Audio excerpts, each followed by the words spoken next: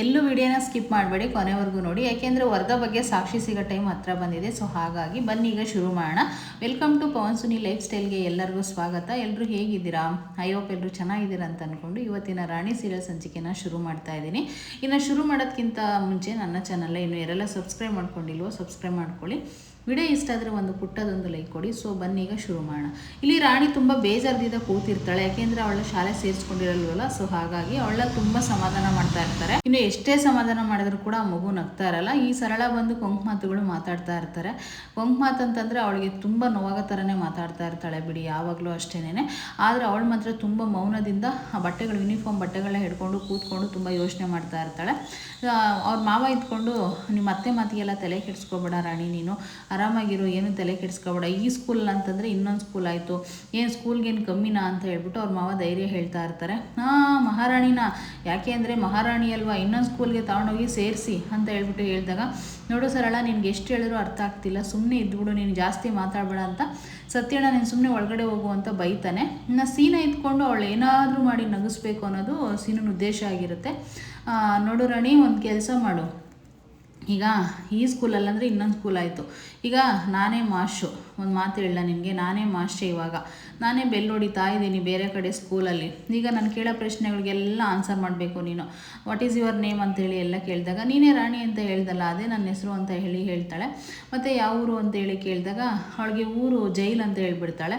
ಅಯ್ಯೋ ಜೈಲಲ್ಲ, ನಿಮ್ಮೂರು ಅಂತ ಹೇಳ್ಬಿಟ್ಟು ಹೇಳಿದಾಗ ಸತ್ಯನ ಮಕ್ಕ ನೋಡ್ತಾಳೆ ರಾಣಿ. ಸತ್ಯ ಇದ್ಕೊಂಡು ಊರ ಹೆಸರು ಹೇಳ್ತಾನೆ. ಆಗ ಊರ ಹೆಸರು ಕೂಡ ಹೇಳ್ತಾಳೆ, ಏಕೆಂದರೆ ಅವಳಿಗೆ ಗೊತ್ತೇ ಇಲ್ವಲ್ಲ ನಮ್ದು ಯಾವ ಊರು ಏನು ಅನ್ನೋದೇ ಅವಳಿಗೆ ಪಾಪ ಗೊತ್ತಿರೋಲ್ಲ. ಸೊ ಹಾಗಾಗಿ ಅದೆಲ್ಲ ಆದಮೇಲೆ ಇವಾಗ ನಾನು ಬೆಲ್ ಹೊಡಿತೀನಿ ನೋಡು, ಶಾಲೆಗೆ ಹೋಗ್ಬಿಡ್ತೀಯ ನೀನು ಅಂತ ಹೇಳ್ಬಿಟ್ಟು ಅವ್ನು ಕಾಮಿಡಿ ಮಾಡಿಕೊಂಡು ಬೆಲ್ ಕೂಡ ಹೊಡಿತಾನೆ. ಅದು ಬೆಲ್ ಹೊಡೆದ ತಕ್ಷಣ ಸಖತ್ ನಗು ಬರುತ್ತೆ ರಾಣಿಗೆ. ನಗು ಬಂದು, ಅಮ್ಮ ನಮ್ಮ ರಾಣಿ ನಗ್ಬಿಟ್ಲು ಅಂತೇಳಿ ಸೀನ ತುಂಬಾ ಖುಷಿ ಪಡ್ತಾನೆ.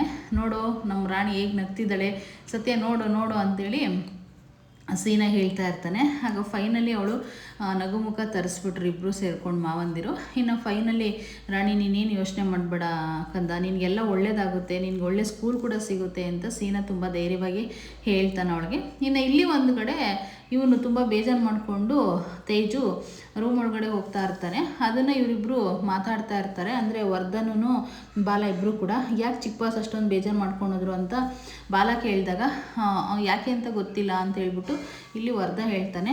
ಅದೇ ಕಣೋ, ಆ ಪುಟ್ಟು ಹುಡುಗಿ ರಾಣಿ ಅಂತ ಒಳ್ಳೆ ಹುಡುಗಿ ಬಂದಿದ್ಲಲ್ವ, ಅವಳೇನೋ ಶಾಲೆಗೆ ಸೇರಿಸ್ಕೊಳಲ್ಲ ಅಂತೇಳಿ ಇವನು ತುಂಬ ಬೇಜಾರು ಮಾಡ್ಕೊಂಡಿದ್ದಾನೆ ಅಂತ ಹೇಳ್ಬಿಟ್ಟು ಹೇಳಿದಾಗ, ನೀನೋ ಫಸ್ಟು ಸಮಾಧಾನ ಮಾಡು ಅಂತ ಹೇಳ್ಬಿಟ್ಟು ವರ್ಧ ಹೇಳ್ತಾನೆ. ಮತ್ತು ಫೈಲ್ ಏನೋ ಇರುತ್ತೆ ಅವನ ಕೈಯಲ್ಲಿ, ಆ ಫೈಲ್ನ ಮುಗಿಸ್ಬಿಟ್ಟು ಹೋಗ್ತೀನಿ ಯಜಮಾನ್ರೆ ಅಂತೇಳಿ ಹೇಳಿದಾಗ, ಇಲ್ಲ ಫಸ್ಟು ಫೈಲ್ನ ನಾನು ನೋಡ್ಕೊತೀನಿ, ಫಸ್ಟ್ ನೀನು ಹೋಗಿ ತೇಜುನ ಸಮಾಧಾನ ಮಾಡು ಅಂತ ವರ್ಧನೆ ಕಳಿಸ್ತಾನೆ. ಇನ್ನು ಯಾಕೆ ನಮ್ಮ ಚಿಕ್ಕ ಬಾಸು ಇಷ್ಟೊಂದು ಕೋಪ ಮಾಡ್ಕೊಂಡು ಕೂತಿದ್ದಾರೆ ಅಂತ ಹೇಳ್ಬಿಟ್ಟು ವರ್ಧ ಕೇಳಬೇಕಾದಾಗ, ನನಗೆ ನಿನ್ನ ಮೇಲೆ ಕೋಪ ಬಂದಿದೆ ಅಂತೇಳಿ ಚೇತು ಹೇಳ್ತಾನೆ. ಯಾಕೆ ಚಿಕ್ಕ ಬಾಸು ಏನಾಯಿತು ಅಂತೇಳಿ ಕೇಳಿದಾಗ, ನಾನು ಹೇಳಿದ್ದೆಲ್ಲ ಮಾಡ್ತೀಯಾ, ಹಾಗಿದ್ರೆ ರಾಣಿನ ಸ್ಕೂಲಿಗೆ ಸೇರಿಸ್ತೀಯಾ ಅಂತ ಹೇಳ್ಬಿಟ್ಟು ಹೇಳಿದಾಗ, ಹಾಗಿದ್ರೆ ಬಿಡು, ಏನು ಯೋಚನೆ ಮಾಡಬೇಡ, ದೊಡ್ಡ ಬಾಸ್ ಕೇಳಿಬಿಟ್ಟು ರಾಣಿನ ಸ್ಕೂಲಿಗೆ ಸೇರಿಸೋ ವ್ಯವಸ್ಥೆ ನಾನು ಮಾಡ್ತೀನಿ ಅಂತ ಹೇಳಿದಾಗ, ಪ್ರಾಮಿಸ್ ಅಂತ ಹೇಳ್ಬಿಟ್ಟು ಕೇಳ್ತಾನೆ.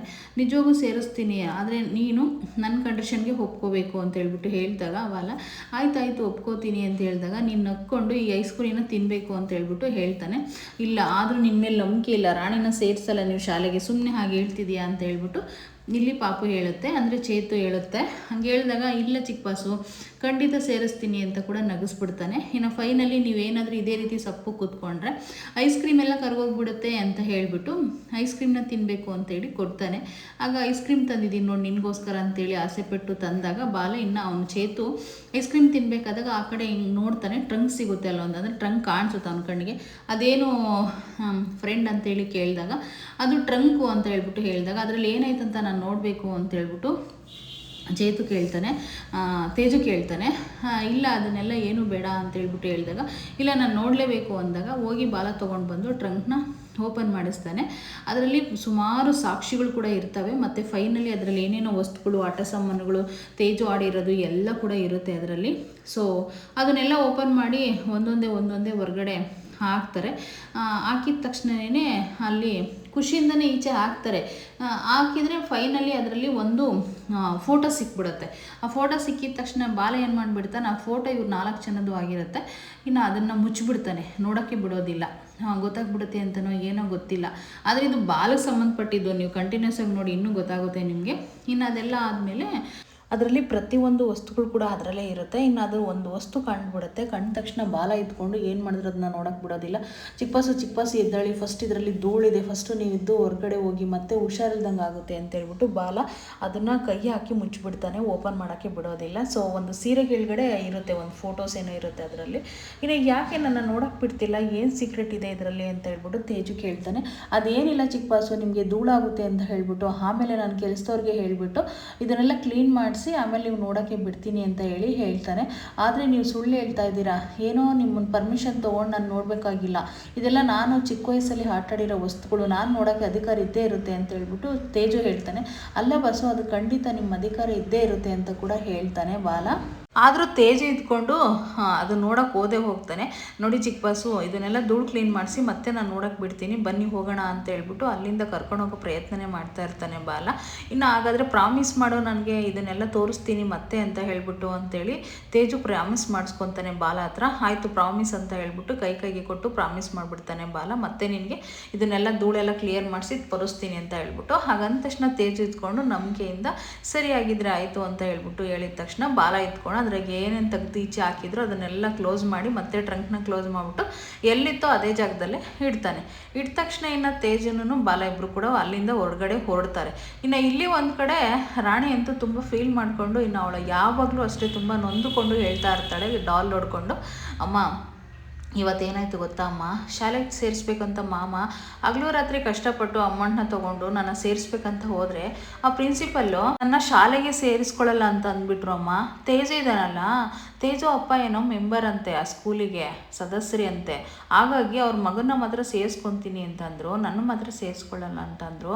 ಅಮ್ಮ ದುಡ್ಡಿದ್ದವ್ರಿಗೆ ಒಂದೇ, ದುಡ್ಡಿಲ್ದವ್ರಿಗೆ ಒಂದೇನಮ್ಮ, ಯಾಕಮ್ಮ ಈ ರೀತಿ ಎಲ್ಲ ಆಗ್ತಾಯಿದೆ, ನಾವು ಜೈಲಲ್ಲಿ ಇದ್ದಾಗೆಲ್ಲ ನಮಗೆಲ್ಲ ಈ ರೀತಿ ಆಗ್ತಾನೆ ಇರಲಿಲ್ವಲ್ಲ, ಯಾವಾಗಲೂ ಕೂಡ ಒಳ್ಳೆಯದೇ ಆಗ್ತಾಯಿತ್ತು, ಅಲ್ಲಿ ಈ ರೀತಿ ಎಲ್ಲ ಮಾಡ್ತಾನೆ ಇರಲಿಲ್ವಲ್ಲ, ಅಲ್ಲೆಲ್ಲ ನ್ಯಾಯವಾಗಿ ನಡ್ಕೋತಾ ಇದ್ರು ಅಂತ ಹೇಳ್ಬಿಟ್ಟು ತುಂಬ ಅಳ್ತಾ ಇರ್ತಾಳೆ. ಅವಾಗ ಇಲ್ಲಿ ಇವನು ಬುಕ್ಸ್ ತಗೊಂಡು ಬಂದು ಓದ್ಕೋ ರಾಣಿ ಅಂತ ಹೇಳ್ಬಿಟ್ಟು ಆ ಹಳೆ ಬುಕ್ಸ್ಗಳನ್ನ ಲೋಯ್ತುದಿರುತ್ತಲ್ವ ಅದನ್ನು ಕೊಡ್ತಾನೆ. ಆಯಿತು ಓದ್ಕೋತೀನಿ ಅಂತ ಈಸ್ಕೋತಾಳೆ, 5ನೇ ಕ್ಲಾಸಿನ ಬುಕ್ಸು ಅಂತ ಹೇಳ್ಬಿಟ್ಟು. ಅಲ್ಲಿಗೆ ಲೋಹಿತು ಬಂದ್ಬಿಟ್ಟು, ನಂದು ಯಾಕೋ ಕೊಡ್ತಾ ಇದೆಯಾ, ನಾನು ಓದ್ಕೊಳ್ಳೋದು ಬಿಡ್ವೇನೋ ಅಂತ ಹೇಳ್ಬಿಟ್ಟು ಲೋಹಿತ್ ಹೇಳ್ತಾಳೆ. ಆಗ ಅಂದ ತಕ್ಷಣ, ಅಲ್ಲ ಕಣೆ ನಿನ್ನ ಬುಕ್ಸು ಅರ್ಧೋಗಿದೆ ಅಂತೇಳಿ ಅಮ್ಮನ ಹತ್ರ ಬೇರೆ ಬುಕ್ಸ್ನ ತರಿಸ್ಕೊಂಡಿಯೇ, ಇದನ್ನ ಯಾಕೆ ಇವಾಗ ಮತ್ತೆ ಈಸ್ಕೋತಾ ಇದೆಯಾ, ಮತ್ತು ಫ್ರೆಂಡ್ಶಿಪ್ ಆಗಿದ್ದೀನಿ ಅನ್ನೋದು ತಪ್ಪ, ನೀನು ಎಲ್ಲ ಸುಳ್ಳು ಹೇಳ್ತಾ ಇದೆಯಾ ಅಂತ ಹೇಳ್ಬಿಟ್ಟು ಹೇಳಿದಾಗ, ಇಲ್ಲ ಹಾಗೇನಿಲ್ಲ ಅಂತ ಹೇಳ್ಬಿಟ್ಟು ಅಂತೂ ಮತ್ತೆ ರಾಣಿ ಇದ್ಕೊಂಡು ನೀನೇ ಓದ್ಕೋ ಅಂತೇಳಿ ಬುಕ್ಸ್ನ ವಾಪಸ್ ಕೊಡ್ತಾಳೆ ಲೋಹಿತ್ಗೆ ವಾಪಸ್ ಕೊಟ್ಟ ತಕ್ಷಣ, ಅಲ್ಲ ನೀನು ಈ ರೀತಿ ಎಲ್ಲ ಸುಳ್ಳು ಹೇಳ್ಬಿಟ್ಟು ಫ್ರೆಂಡ್ಶಿಪ್ ಮಾಡ್ತೀನಿ ಅಂತೇಳಿ ಅವಳಿಗೆ ಹಳೆ ಬುಕ್ ಕೊಟ್ಟರು ಕೂಡ ನೀನು ಬೇಡ ಅಂತೀಯಲ್ಲ ಅಂತ ಹೇಳ್ಬಿಟ್ಟು ಇವನು ಹೇಳ್ತಾ ಇರ್ತಾನೆ. ಇನ್ನು ಹಂಗೆ ಅಂದ ತಕ್ಷಣವೇ ಲೋಹಿತ್ ಇದ್ಕೊಂಡು ಮತ್ತೆ ನನ್ನ ನಂಬಿಕೆ ಇವರು ಇಡಲ್ಲ ಅಂತ ಹೇಳ್ಬಿಟ್ಟು ನೀನೇ ಓದ್ಕೋ ಅಂತೇಳಿ ಅದೇನು ಕಿತಾಪತಿ ಮಾಡ್ತಾಳೆ ಗೊತ್ತಿಲ್ಲ, ಮುಂದೆ ಬುಕ್ಸ್ನ ಕೊಡ್ತಾಳೆ. ಕೊಟ್ಟ ತಕ್ಷಣ ಇನ್ನು ಅವಳು ಈಸ್ಕೋತಾಳೆ ರಾಣಿ. ಈಸ್ಕೊಂಡ್ಬಿಟ್ಟು ಇನ್ನು ಆ ಬುಕ್ಸ್ನ ನೋಡ್ಕೊಂಡು ನಿಂತ್ಕೋತಾಳೆ. ಚೆನ್ನಾಗಿ ಓದ್ಕೋ ಅಂತ ಕೂಡ ಹೇಳ್ತಾನೆ. ಸರಿ ಓದ್ಕೋತೀನಿ ಅಂತ ಕೂಡ ಹೇಳ್ತಾಳೆ. ಇನ್ನು ಇಲ್ಲಿ ಒಂದು ಕಡೆ ವರದಾ ಇದ್ಕೊಂಡು ಸ್ಟೋರ್ ರೂಮು ಬಾಗ್ಲಾಕಿಲ್ಲ ಯಾರೂ ಅಂತ ಹೇಳ್ಬಿಟ್ಟು ಅದು ಬಾಗ್ಲಾಕಬೇಕು ಅಂತ ಹೋಗ್ತಾನೆ. ಯಾವುದೋ ಒಂದು ಫೋನ್ ಬಂದ್ಬಿಡುತ್ತೆ. ಆ ಫೋನ್ ಬಂದ ತಕ್ಷಣ ಆ ಬಾಗಿಲು ಡೋರ್ ಹಾಕ್ತಿಲ್ಲ, ಈ ಕಡೆ ಬಂದ್ಬಿಡ್ತಾನೆ. ಅಷ್ಟಲ್ಲೇ ಮನೆ ಕೆಲಸದವ್ರು ಇರ್ತಾರಲ್ವ, ಅವರು ಈ ಬಾಗಿಲು ಓಪನೇ ಇದೆಯಲ್ಲ, ನಾನು ಎಷ್ಟು ವರ್ಷದಿಂದ ಈ ರೂಮ್ ಒಳಗಡೆ ಹೋಗಬೇಕಂತ ತುಂಬ ಪ್ರಯತ್ನ ಪಟ್ಟೆ, ಆದರೆ ಈ ರೂಮ್ ಒಳಗಡೆನೇ ಹೋಗೋಕ್ಕಾಗಲಿಲ್ವಲ್ಲ, ಇವತ್ತು ನೋಡೋಣ ಏನಾದರೂ ಸಂಬಂಧಪಟ್ಟ ಸಾಕ್ಷಿ ಸಿಗುತ್ತಾ ಅಂತ ಹೇಳ್ಬಿಟ್ಟು ಆ ಡೋರ್ನ ಓಪನ್ ಮಾಡಿಕೊಂಡು ಈಚೆ ಬಂದೇ ಬಿಡ್ತಾಳೆ. ಇನ್ನು ಬಂದ ತಕ್ಷಣ ತುಂಬ ಕತ್ತಿರುತ್ತೆ, ಲೈಟ್ ಕೂಡ ಹಾನಿರೋಲ್ಲ, ಆದರೂ ಕೂಡ ಅವಳಿಗೆ ಏನಾದರೂ ಮಾಡಿ ಸಾಕ್ಷಿನ ಹುಡುಕ್ಲೇಬೇಕು, ವರದಾ ಸರ್ ಬಗ್ಗೆ ಅಥವಾ ಸುಲೋಚನಾ ಬಗ್ಗೆ ಅಂತ ಹೇಳ್ಬಿಟ್ಟು ಬಂದು ಆ ಟ್ರಂಕ್ನ ಓಪನ್ ಮಾಡ್ತಾಳೆ. ಆ ಟ್ರಂಕ್ನ ಓಪನ್ ಮಾಡಿದಾಗ ಅದರಲ್ಲಿ ಎಲ್ಲ ತೆಗೆದು ಓಪನ್ ಹೊರಗಡೆ ಹಾಕ್ತಾಳೆ. ಹೊರಗಡೆ ಹಾಕಿದ ತಕ್ಷಣ ಅದರಲ್ಲಿ ಎಲ್ಲ ಇರುತ್ತೆ, ಆದರೆ ಒಂದು ಬಟ್ಟೆಯಲ್ಲಿ ಏನೋ ಕಟ್ಟಿರ್ತಾರೆ, ಅದು ಕಟ್ಟಿರೋದನ್ನ ತೊಗೊಂಡ್ಬಿಡ್ತಾಳೆ. ತೊಗೊಂಡ ತಕ್ಷಣ ಸಿಕ್ತು, ಇದೇ ಸಾಕ್ಷಿ ಇರ್ಬೋದಂತ ಆ ಬಟ್ಟೆನ ಓಪನ್ ಮಾಡಿದಾಗ ಒಂದು ಮೊಬೈಲ್ ಸಿಗುತ್ತೆ ಅದರಲ್ಲಿ, ಅದೇ ಸಾಕ್ಷಿ ಅಂತ ಅನಿಸುತ್ತೆ. ಆ ಮೊಬೈಲ್ನ ತೊಗೊಂಡಿದ್ದು ಆದಮೇಲೆ ಇನ್ನೇನು ಅದನ್ನು ಡೋರ್ನ ಓಪನ್ ಮಾಡಿ ಆ ಟ್ರಂಕ್ನ ಎತ್ತಿಡೋ ಟೈಮಲ್ಲಿ ಏನಾಗ್ಬಿಡುತ್ತೆ ಅಂತಂದರೆ ತುಂಬ ಗೊಂದಲ ಶುರುವಾಗ್ಬಿಡುತ್ತೆ. ಇಲ್ಲಿ ಅಷ್ಟರಲ್ಲೇ ವರ್ಧಾ ಫೋನ್ ಕಾಲ್ ಮುಗಿಸ್ಕೊಂಡು ಯಾಕೆ ಡೋರ್ನ ಲಾಕ್ ಮಾಡಿಲ್ಲ, ನಾನು ಯಾವಾಗಲೂ ಈ ಡೋರ್ನ ಬಿಡ್ತಾನೆ ಇರಲಿಲ್ವಲ್ಲ, ಅಯ್ಯೋ ಲಾಕೇ ಮಾಡಿಲ್ವಲ್ಲ ಅಂತ ಬಂದು ಡೋರ್ ಹತ್ರ ನಿಂತ್ಕೋತಾನೆ. ಡೋರ್ ಹತ್ರ ನಿಂತ್ಕೊಂಡು ಒಂದು ಸ್ವಲ್ಪ ಅನುಮಾನದಲ್ಲಿ ನೋಡ್ತಾನೆ ಒಳಗಡೆ ಯಾರಾದರೂ ಇದ್ದಾರಾ ಏನೋ ಅಂತ ಹೇಳ್ಬಿಟ್ಟು. ಮತ್ತು ಅದನ್ನ ಓಪನ್ ಮಾಡಿ ಕೂಡ ನೋಡ್ತಾನೆ. ಓಪನ್ ಮಾಡಿದ ತಕ್ಷಣ ಆ ಅಮ್ಮ ಈಚೆ ಬಂದ್ಬಿಟ್ಟು ಆ ಸೌಂಡ್ಗೆ ಡೋರ್ ಪಕ್ಕದಲ್ಲಿ ನಿಂತಿರ್ತಾಳೆ. ಆವಾಗ ವರ್ಧನ್ ಕಣ್ಣಿಗೆ ಕಾಣಿಸೋದಿಲ್ಲ.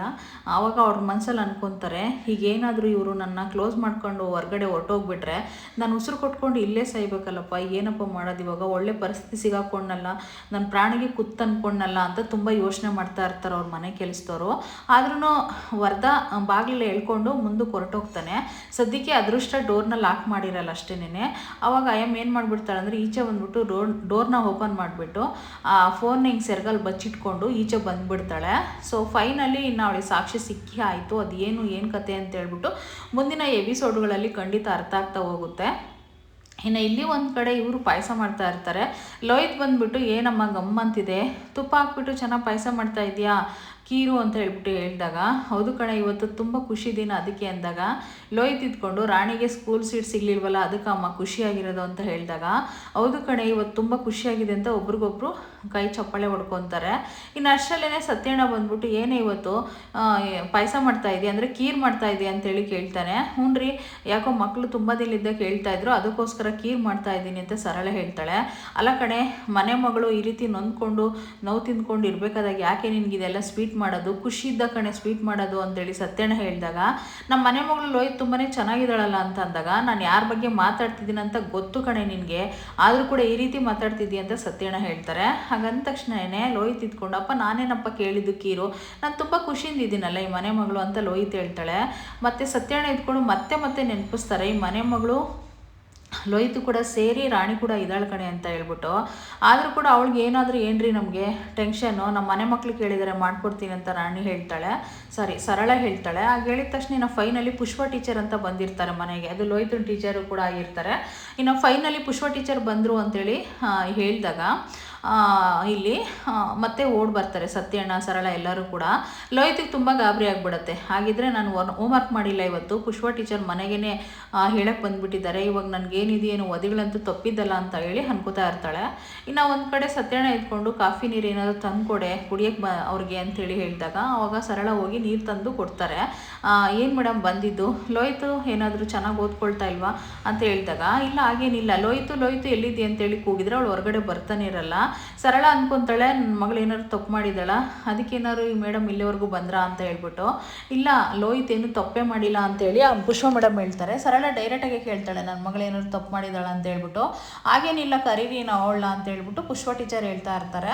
ಇನ್ನು ಅವಳು ಬರೋದೇ ಇಲ್ಲ, ಅಲ್ಲೇ ತಾಕೊಂಡೇ ಇರ್ತಾಳೆ. ಇನ್ನು ಅದೆಲ್ಲ ಆದಮೇಲೆ ರಾಣಿ ಎಲ್ಲೋದ್ಲು ಅಂತೇಳಿ ರಾಣಿನ ಕರೀತಾರೆ ಪುಷ್ಪ ಟೀಚರು. ಆಗ ರಾಣಿ ಬರ್ತಾಳೆ, ಪಕ್ಕದಲ್ಲಿ ಕುಂಡ್ರಿಸ್ಕೊಂಡು, ಈ ಮಗು ತುಂಬ ಬುದ್ಧಿವಂತಿ ಮಗು, ಏನು ಮಾಡ್ತೀಯ ನಮ್ಮ ಶಾಲೆಯಲ್ಲಿ ಸ್ಕೂಲಿಗೆ ಸೇರಿಸ್ಕೊಳ್ಳಲ್ಲ ಅಂತ ಹೇಳ್ಬಿಟ್ರು, ಅದಕ್ಕೆ ನಾವೆಲ್ಲ ಯೋಚನೆ ಮಾಡಿಬಿಟ್ಟು ಒಂದು ನಿರ್ಧಾರಕ್ಕೆ ಬಂದಿದ್ದೀವಿ ಅಂತ ಕೂಡ ಪುಷ್ಪ ಟೀಚರು ಹೇಳ್ತಾರೆ. ಅಂದರೆ ಸಹಾಯ ಮಾಡೋಕ್ಕೆ ಬಂದಿದ್ದಾರೆ ರಾಣಿಗೆ. ಹಂಗಂದ ತಕ್ಷಣ ಸತ್ಯಣ್ಣ ಇದ್ಕೊಂಡು ಏನು ಮೇಡಮ್ ಅದು ಅಂತ ಅಂದಾಗ, ಇವಳಿಗೆ ನಾನು ಎಕ್ಸಾಮ್ ಬರೆಯೋಕ್ಕೆ ಸೀಟ್ ಕೊಡಿಸ್ತೀನಿ ಅಂತ ಕೂಡ ಹೇಳ್ಬಿಡ್ತಾರೆ. ಇನ್ನು ಆಗ ಹೇಳಿದ ತಕ್ಷಣ ತುಂಬಾ ಖುಷಿ ಆಗಿಬಿಡುತ್ತೆ. ಆವಾಗ ರಾಣಿ ಬಗ್ಗೆ ತುಂಬ ಕೆಟ್ಟದಾಗೆ ಮಾತಾಡ್ತಿರ್ತಾರಲ್ವ ಸರಳ ಯಾವಾಗಲೂ, ಅದ್ರ ಕೊಂಗ್ಮಾತು ಕೂಡ ಇಲ್ಲಿ ಆಡ್ತಾಳೆ. ಆಡಿದ ತಕ್ಷಣ ಅದೇನು ನಡೆಯೋದಿಲ್ಲ ಅಲ್ಲಿ. ಹಾಗಿದ್ರೆ ನಾನು ಸ್ಕೂಲಿಗೆ ಕುಂಡ್ರಿಸ್ತೀನಿ ಎಕ್ಸಾಮ್ ಬರೆಯೋಕ್ಕೆ ಅಂತ ಕೂಡ ಪುಷ್ಪ ಟೀಚರ್ ಹೇಳ್ಬಿಡ್ತಾರೆ. ಇವತ್ತಿನ ಸಂಚಿಕೆಗೆ ಮುಕ್ತಾಯ ಆಗ್ತಾ ಇದೆ. ಮಗು ಮುಕ್ತಲ್ಲಂತೂ ತುಂಬಾ ಖುಷಿ ತುಂಬಿದೆ ಅಂತಲೇ ಹೇಳ್ಬೋದು. ಮತ್ತು ನೆಕ್ಸ್ಟ್ ಎಪಿಸೋಡಲ್ಲಿ ಕೆಲವರು ಪ್ರಶ್ನೆಗಳು ಕೂಡ ಕೇಳಿದರೆ ಎಲ್ಲ ಕರೆಕ್ಟಾಗಿ ಆನ್ಸರ್ ಮಾಡ್ತಾಳೆ ಅವಳು. ಮತ್ತು ಇಲ್ಲಿ ಒಂದು ಕಡೆ ವರ್ಧಾ ಮನೆ ಕೆಲಸದವ್ರಿಗೆ ಸಾಕ್ಷಿ ಕೂಡ ಸಿಕ್ಕಿದೆ. ಅದೇನಾದರೂ ಬಾಲನ್ ಕೈಗೆ ಹೋದರೆ ವರ್ಧನ್ ಕತೆ ಮುಗೀತು. ನಿನ್ನೆ ನನಗೆ ಕಮೆಂಟ್ ಹಾಕಿದರೆ ವರ್ಧಾ ಮುಖವಾಡ ಯಾವಾಗ ಬಯಲಾಗುತ್ತೆ ಅಂತೇಳಿ, ಆದಷ್ಟು ಬೇಗನೆ ಆಗುತ್ತೆ ಅಂತ ಹೇಳ್ತಾ ವಿಡಿಯೋ ನೋಡಿರೋರಿಗೆಲ್ಲ ಮನಸ್ಫೂರ್ತಿಯಾಗಿ ನನ್ನ ಕಡೆಯಿಂದ ಧನ್ಯವಾದಗಳು. Thank you.